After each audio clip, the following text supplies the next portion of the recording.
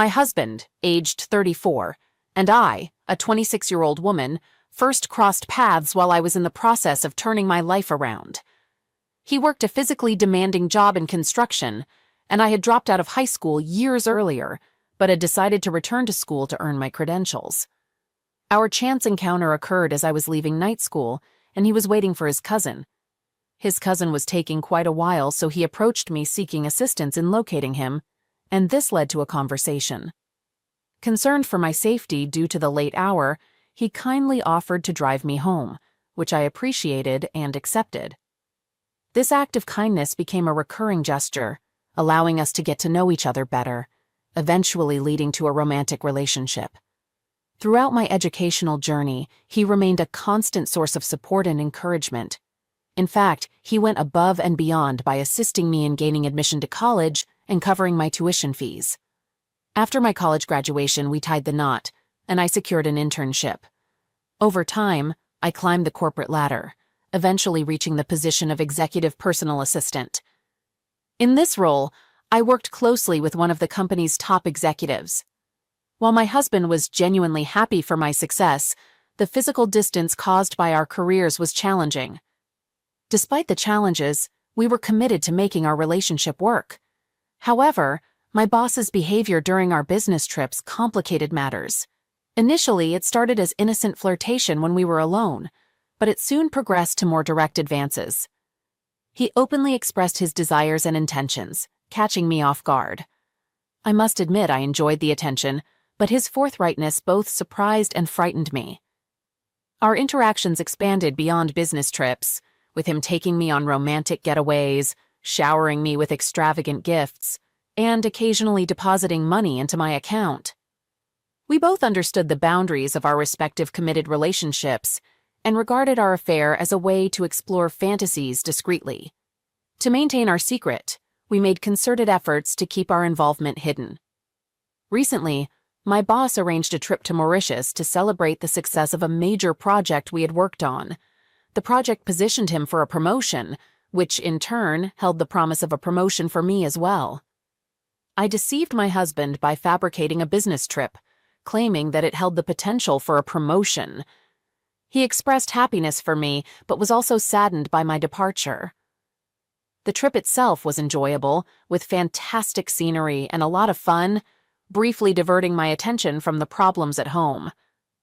At one point, I called my husband and came up with an excuse to extend the trip. Upon my return, I was met with packed bags placed by the door, atop which lay divorce papers. To my shock, I discovered that I couldn't unlock the door. The locks had been changed. My attempts to reach my husband by phone were unsuccessful. I waited anxiously at the front door for hours, hoping for an explanation. Growing increasingly impatient and upset, I eventually called a friend who came to pick me up, offering to let me stay at her place for the night while I figured out the situation. I confided in her about the bewildering turn of events, prompting her to call my husband, his friends, and even his workplace in a fit of anger. That night, he showed up at my friend's house, and a heated argument ensued, primarily centered on her actions involving his workplace and how he was treating me. Once the argument had subsided, I gathered the courage to ask him why he was subjecting me to this ordeal. Without uttering a word, he opened his phone and displayed incriminating pictures and videos of my boss and me behaving intimately at the beach and in the hotel lobby. I remained in a state of shock and disbelief when he demanded to know the duration of the affair. Attempting to offer an excuse, I faltered, but he repeated the question with an unsettling intensity that was entirely foreign to our interactions. Overwhelmed with emotion and on the brink of tears, I finally admitted that the affair had been ongoing for 4 months. This confession ignited his anger, and he appeared on the verge of tears himself as he admonished me. He questioned how I could betray his trust and jeopardize our family's future in such a manner, shattering my heart. Overcome with guilt, I found myself on my knees, pleading for forgiveness. He informed me of his desire for a divorce and then left. I genuinely love my husband, and I'm committed to making our relationship work. I can't envision a future with anyone else but him. What I did was purely for excitement and the prospect of a promotion. How can I rebuild his trust? What can I do to persuade him not to go through with the divorce? We've been through so much together. Ending it like this is hard to accept. My boss is a married man, and he was aware of my marital status as well. It wasn't a case of workplace harassment because I welcomed the attention from him, and I found our relationship exhilarating. There was no emotional connection in our affair. My husband is the only man I love and will ever love. I got caught up in the thrill of it all. The photos and videos of my boss and me were sent to my husband by a mutual friend who happened to be honeymooning in Mauritius at the same time we were there. I had no prior knowledge that they would also be in Mauritius. I hope that clarifies things. My husband was dead serious about proceeding with the divorce. He showed no inclination to work things out, even when I proposed seeking the help of a marriage counselor. I couldn't comprehend how he could be so quick to give up on our life together and disregard my love for him, just like that. It wasn't until my friend provided a new perspective that I started to understand. She made me realize that he had wanted to leave our marriage all along, and I inadvertently gave him the excuse he needed. She encouraged me to fight with everything I have and make him understand the pain he's caused me, and I'm fully committed to doing just that. Update. Darn it, I've been let go from my job. My boss explained that my messy divorce situation might implicate him, especially since he's in line for a promotion. It was kept hush-hush, and my boss provided some compensation before parting ways. Currently, I'm in the job hunt while also battling for alimony. It's been a while since my last update, but I managed to secure my share of the house and alimony from the divorce. So, financially, I'm doing all right. My ex put up quite a fight to keep the house, but the court ruled fairly. I recently found a new job, although it's not as good as my previous one, and the benefits aren't great either. Coupled with the fact that my alimony will run out in less than a year, it feels like I'm living on a tight budget. Looking back, I don't believe my approach was entirely wrong, considering I was the one who betrayed our marriage. Admittedly, I was vengeful and spiteful, but marriage is a legal commitment, and my ex had obligations towards me as well. Nevertheless, I wish I had handled things differently. Perhaps we could have resolved our issues, and my life wouldn't be as messy and lonely as it is now. There was a time when we were a lovely, wonderful couple, deeply in love, unable to be apart. A few years ago, my husband expressed a strong desire to start a family. I wasn't ready, but the pressure got to me, and against my better judgment, I agreed. So, last August, we welcomed our first child into the world. She's an adorable, funny little girl, and we both adore her more than anything. We decided I would take a year off work to be with our daughter. However, a few months into it, I began to resent this decision. I missed my freedom, disliked being a stay-at-home mom, and felt generally unhappy. One night, I went out for drinks, only the second time in about 7 months, and I started getting attention from guys. They were buying me drinks and flirting. I happened to forget my wedding rings at home, but I didn't bother mentioning that I was married. I arrived home intoxicated, and our argument from earlier in the evening continued. I couldn't recall the specifics, and eventually we both went to sleep. The following day, I became aware that I was dangerously close to betraying my husband, if not physically, certainly emotionally. I confessed to him, but all he wanted to discuss was our previous day's disagreement, completely ignoring the fact that I had come home drunk. I practically shouted it at him, exclaiming, "Hello! I'm expressing my desire to be unfaithful to you." And at last, he comprehended. Approximately a month passed with no significant changes, and I concluded that I required some time off. I embarked on a month-long vacation with our daughter, traveling across the ocean to my hometown. This trip marked the first occasion for our family to meet her, and I thought a month would be a substantial amount of time. However, things took a scandalous turn when I spotted my ex walking down the street. He resides nearby, just down the street from my grandma's house. He's the only man, besides my husband, whom I've ever genuinely loved. But perhaps the nostalgia of a youthful summer romance at the age of 16 paints everything in a favorable light. Returning to the story, we arranged to meet, and at this moment, I'm truly in search of a friend, and he's willing and available. There we sit on his couch, tears streaming down my face because my life feels like a complete mess. He comforts me and we share a kiss. It escalates into a passionate makeout session. It feels inappropriate. Immediately, I yearn for my husband, wishing he were the one holding me, embracing me. However, he's 1,000 miles away, and I wasn't feeling loved at home anyway. The next day, I confessed to him. I'm still uncertain about our marriage, but I knew I didn't want to be with that other guy. My sole intention was to show my husband that he could lose me. He's clearly upset. He mentions that he can't even bear to look at me on Skype. He's filled with anger and sends me a meme that reads, "If you love somebody, you don't mess around with someone else." This is where I make a terrible decision. I return to the other guy's house. I suppose I just craved some affection. This time, we actually engage in sexual activity. Twice. Around this period, my husband warns me that if I see that man again, our relationship is over. So I keep it a secret. 2 to 3 weeks later, I return home, and my husband is genuinely making an effort. Everything seems perfect, and there's a sense that we can repair our relationship. He asks me, "Did you do anything else with him?" Initially, I lie about it, but then I decide to come clean and tell the truth. He feels betrayed all over again. I'm deeply sorry, and I truly regret everything. He expresses a desire to work things out, and I'm doing my best to give it my all.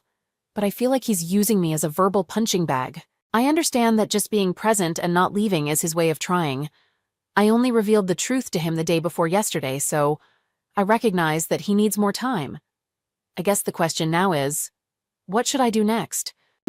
All right, that was a fun story. Now let's move on to another exciting one. Stay tuned and let's dive in. I recently went through a tough life situation, and instead of feeling relieved, I'm now feeling really sad and down.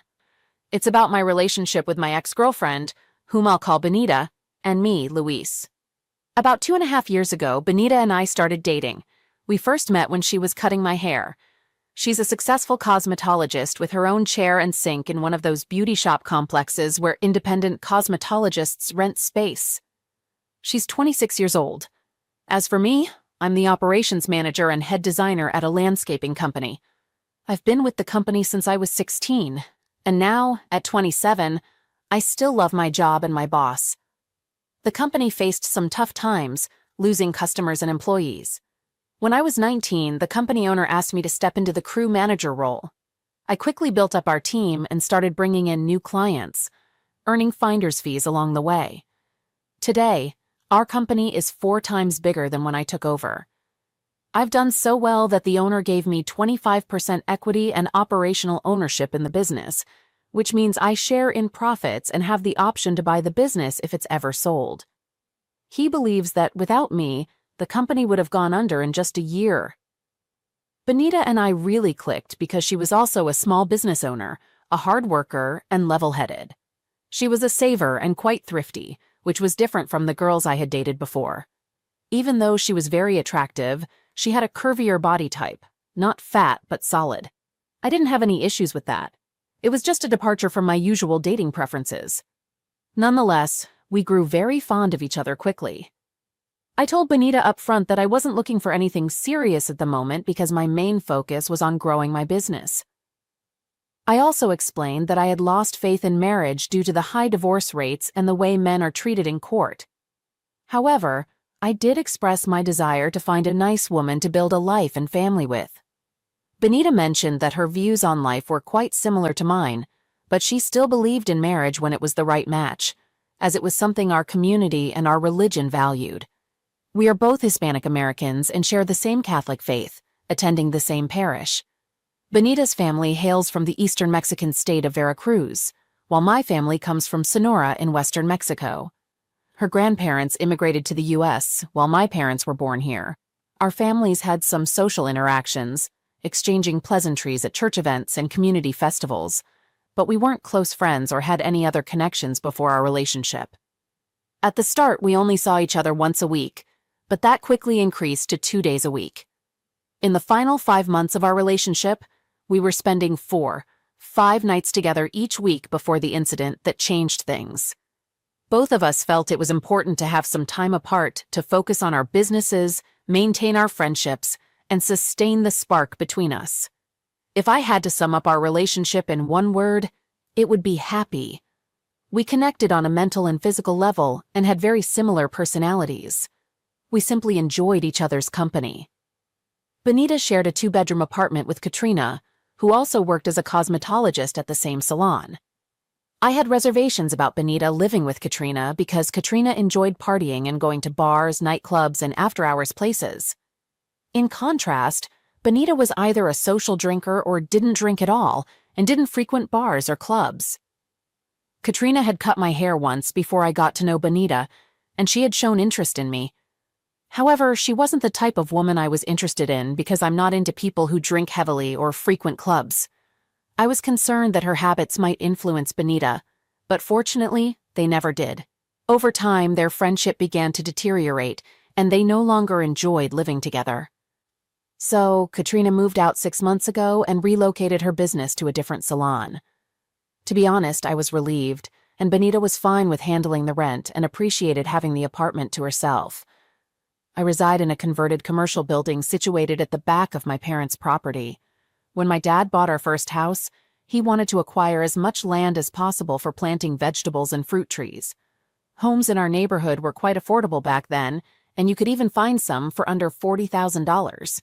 My dad purchased our house and the 4 empty lots, 2 on each side, where homes had been demolished for less than $50,000. Consequently, we have an extensive property, and our backyard is incredibly spacious. The property behind our house, on the adjacent street, used to belong to a utility company that no longer utilized it. The property featured an old brick building constructed exceptionally solidly by the WPA nearly 100 years ago, designed to handle heavy loads.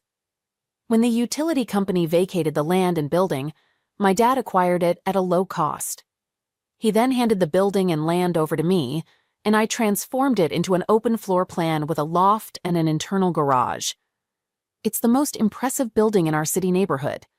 Additionally, the landscaping across our entire property is exceptional, which aligns perfectly with my passion.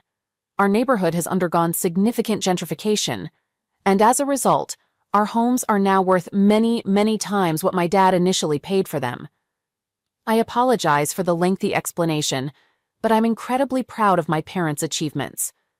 In September of last year, my dad, brother, and one of my cousins traveled to the Hermosillo area to visit my grandparents, help with some house repairs, and spend time with our extended family on my dad's side, all of whom live there. We had been planning this trip for over a year, and each of us had arranged time off from work.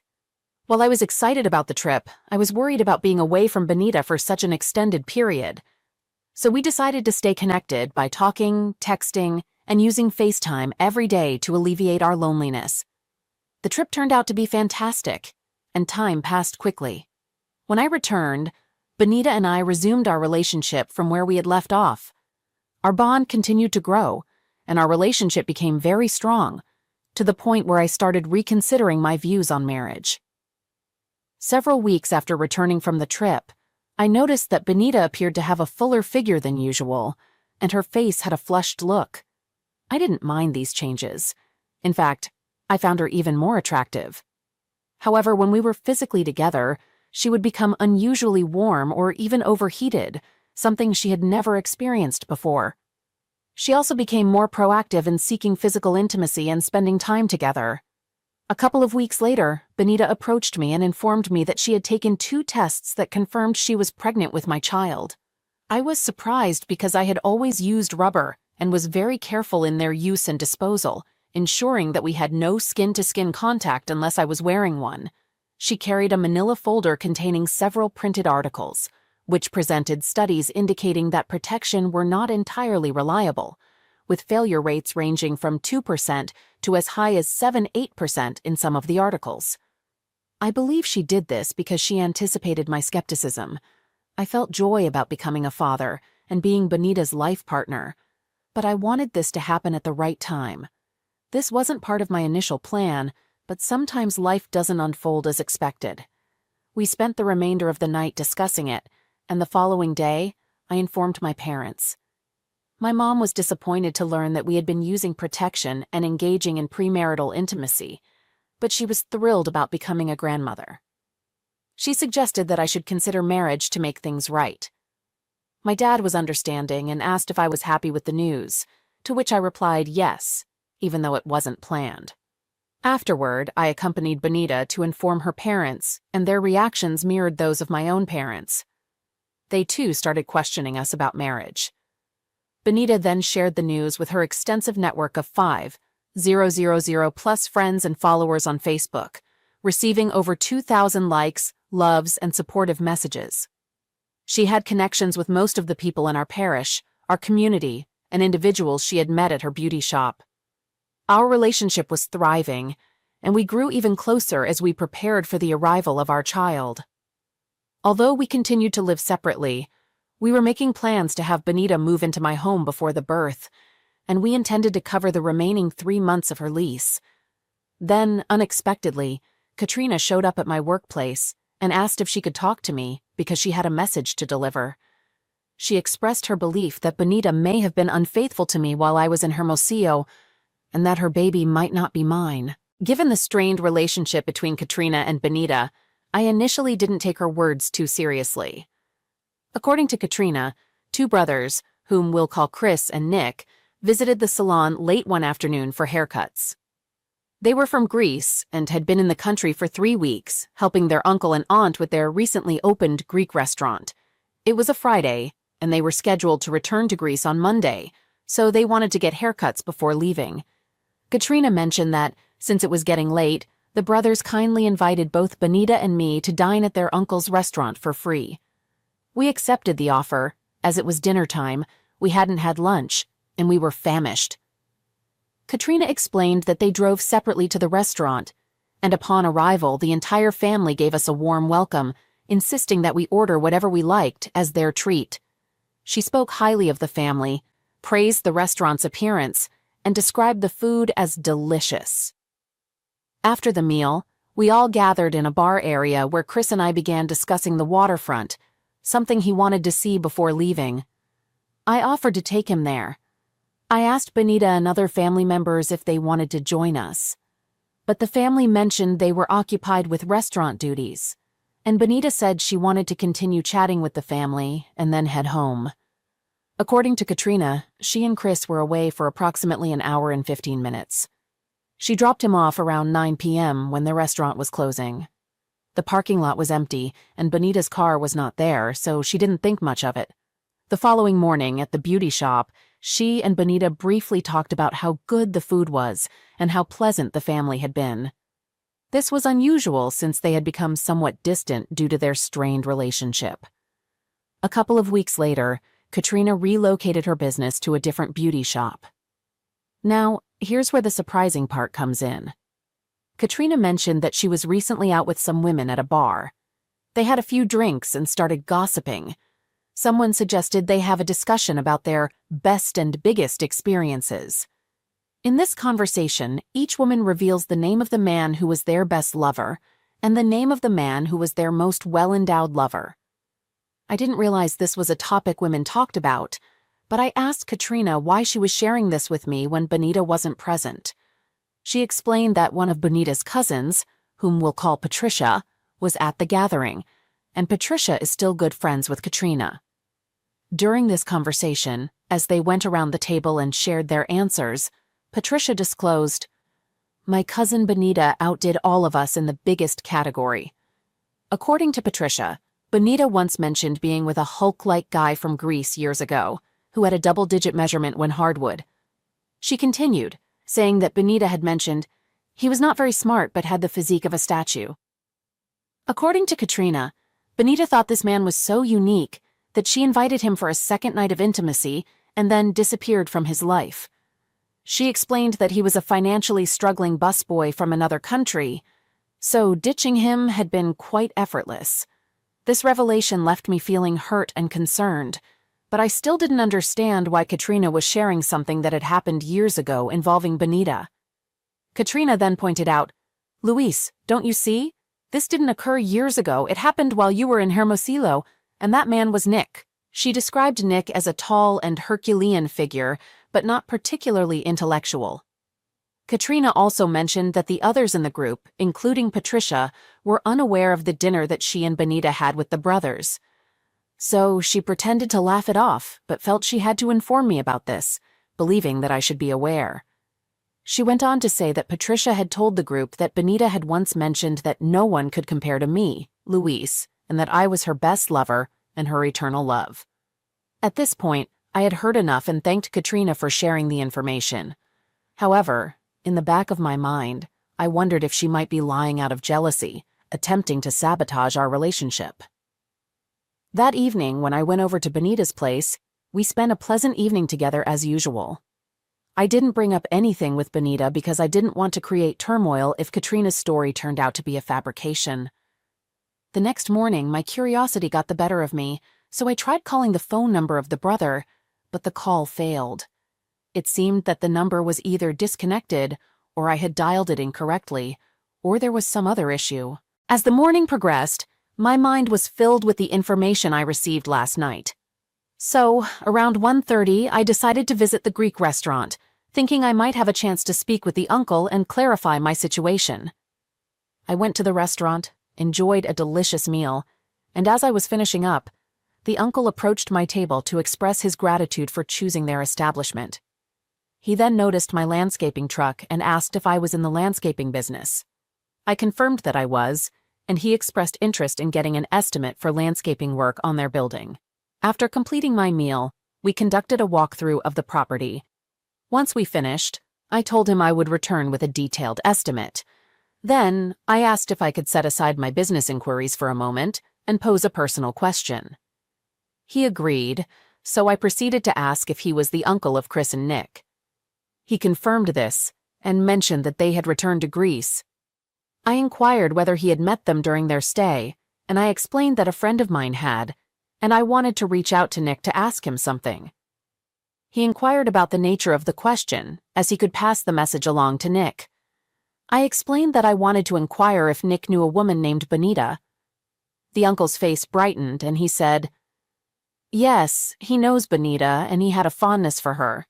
She dined here one evening with a friend, and Nick went on a couple of dates with her the weekend before he departed. Ouch." He mentioned that Nick believed they were in love, but Benita had been ignoring his calls and messages ever since he returned to Greece. Naturally, I felt quite sad upon hearing this news. The uncle then proposed that we call Nick, and he led me back to his office, dialing Nick's number on speakerphone before I could explain further. Nick answered promptly and exchanged some words in Greek with his uncle, engaging in a conversation that I couldn't comprehend. Afterward, the uncle turned to me and asked, "How do you know Benita, and could you convey a message to her for Nick?" I responded by expressing my reluctance to spring this information on them. I assured them that I wasn't angry, but rather saddened by the situation. I then disclosed that Benita is my girlfriend. The uncle appeared genuinely surprised, his face reflecting shock at this revelation. He proceeded to converse with Nick in Greek for several minutes before slowly ending the call. He conveyed his apologies and stated that Nick was also sorry for this situation. Nick had no knowledge of my existence, and he expressed regret over that fact. The uncle shared that Nick was upset that Benita hadn't disclosed her relationship with me. He mentioned that Nick was heartbroken because he had hoped to develop a romantic relationship with her. I inquired whether Nick had mentioned any intimate involvement between them, and the uncle hesitated briefly before saying, "I'd rather not say," and added, "I extend my heartfelt apologies to you on behalf of Nick, myself, and our entire family." That evening, I had a conversation with Benita. I asked her if she had been to the Greek restaurant, mentioning that I had been there myself. She seemed surprised and inquired if the food was good. I confirmed it was and proceeded to mention that I had run into Katrina, who mentioned that both Benita and she had dined there for a complimentary meal. Benita recalled the occasion, explaining that they had received the free meal as a gesture of appreciation for their excellent work in washing and cutting the hair of the owner's relatives. Perhaps I could have handled the situation with more tact, but I decided to be straightforward and asked her about her relationship with Nick. Benita seemed puzzled and responded with who? I clarified, saying, "Nick, you know who I mean. Did something happen between you two that weekend?" She appeared bewildered and agitated, responding with, "What are you talking about?" I pressed on, saying, "I spoke to Nick on the phone today, and he admitted to everything that happened that weekend.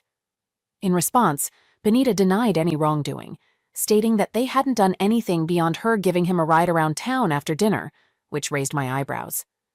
I questioned her about why she hadn't mentioned this earlier and expressed my doubts. I also mentioned the claim that she had referred to Nick as her most well-endowed lover and me as her best lover.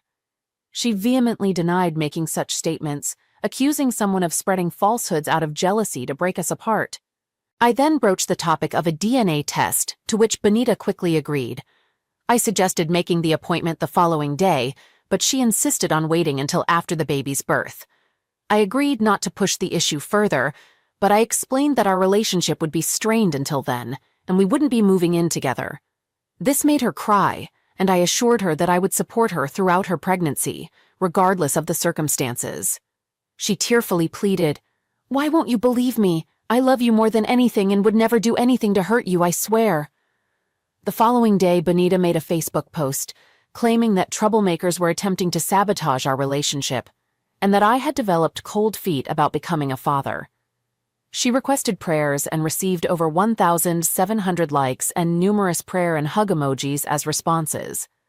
Upon discovering this post, I asked her to take it down, as it contained inaccurate information, and she promptly deleted it. Later that night, Katrina posted on Facebook, asserting that nobody was causing problems for Benita. Rather, Benita was concealing the truth about our relationship and the baby. This post garnered reactions such as shock and anger emojis from those who read it. Upon learning of this post, I requested Katrina to remove it, and she complied. However, by that time, word had already spread throughout the community, suggesting that Benita had been unfaithful, and there were doubts about whether the baby was mine. From that moment until the baby's birth, our relationship remained strained and distant.